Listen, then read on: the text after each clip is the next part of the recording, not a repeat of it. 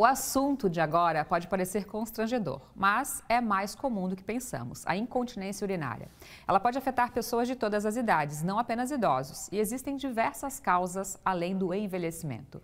Para falar sobre o assunto, recebemos o urologista Dr. Leandro Viesili. Doutor, o que é incontinência urinária, né? Que a gente conhece, né? A gente imagina, e quando se fala é tipo quando está vazando urina, né? Mas qual que é a explicação? Boa tarde. Bom, olá, Fábio, boa tarde, obrigado pelo convite. A incontinência urinária é a perda involuntária de urina, quando o paciente, o homem ou a mulher, não consegue ter um controle adequado e ocorre uma perda involuntária, ou seja, sem a pessoa desejar.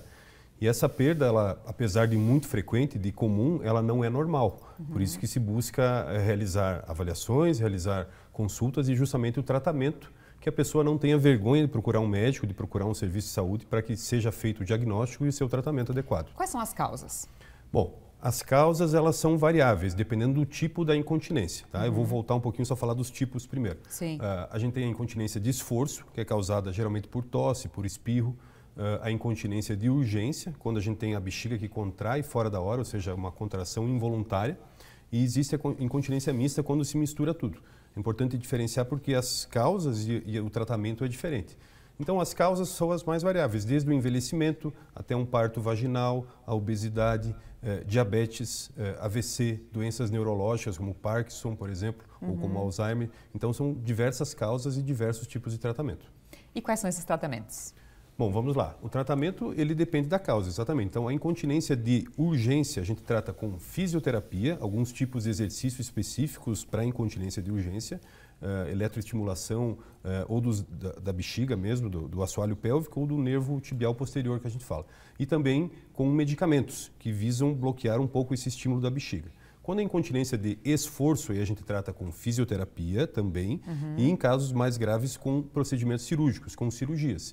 E essas cirurgias podem ser tanto em homens quanto em mulheres, não somente em mulheres. Quando fala de esforço, me lembro de uma tia minha, que uma senhora, ela dizia, quando a gente estava carregando alguma coisa mais pesada, ela dizia, a mulher não pode carregar esse peso. Tem a ver ou não tem a ver? Então, a associação com o esforço físico, ela vem da história do parto vaginal. Mas nem todas as mulheres que têm o parto vaginal vão apresentar incontinência urinária. Ela é mais frequente nesses casos. Mas não é toda pessoa que realiza um esforço físico que vai apresentar perda urinária. E a gente pode dizer que o tratamento, ou a incontinência é apenas um problema físico? Pode ser emocional também? Ou uma coisa vai levando a outra?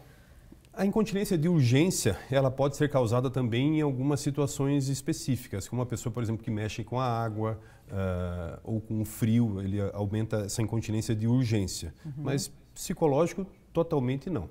Mas a incontinência pode causar problemas psicológicos, claro, como a gente falou, a pessoa fica abalada. Então, o que acontece muito? As mulheres, principalmente, começam a ter uma perda de urina e elas passam a ter vergonha e perdem o convívio social e pode até levar a uma depressão. Então, aquela mulher, ou aquela mulher mais idosa, principalmente, que saía em público, visitava as amigas, ia na comunidade, ia na igreja, ia ao culto, ela passa a se isolar, passa a evitar o contato social, justamente pelo receio do odor de urina, que alguém perceba que ela está perdendo urina e acaba entrando em depressão.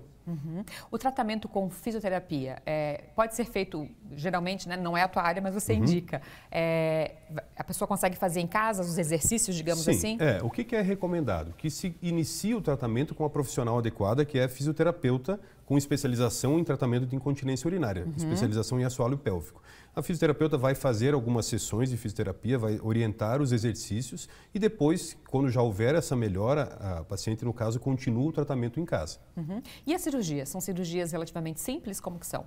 Então, cada vez mais se busca fazer cirurgias minimamente invasivas. Tá? Então, hoje, dificilmente se faz uma cirurgia que se tem abertura, por exemplo, aqui do abdômen para dar uns pontos na bexiga como era antigamente, aquela sutura na bexiga. Hoje se faz cirurgias de sling ou mini slings. São colocadas telinhas bem fininhas, bem delicadas, geralmente por via obturatória, por essa região aqui do períneo e não mais tanto pelo abdômen superior. E essa cirurgia pode ser realizada de forma um pouquinho modificada também em homens.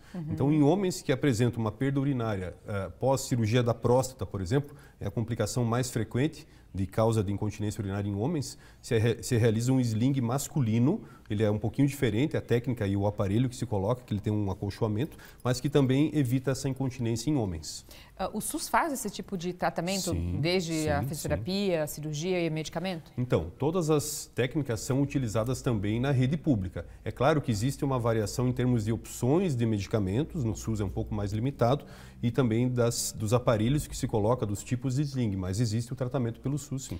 Doutor, o senhor já citou, né, que a gente tem que procurar o médico, não é assim que sentir. Mas assim, tenha vergonha, né?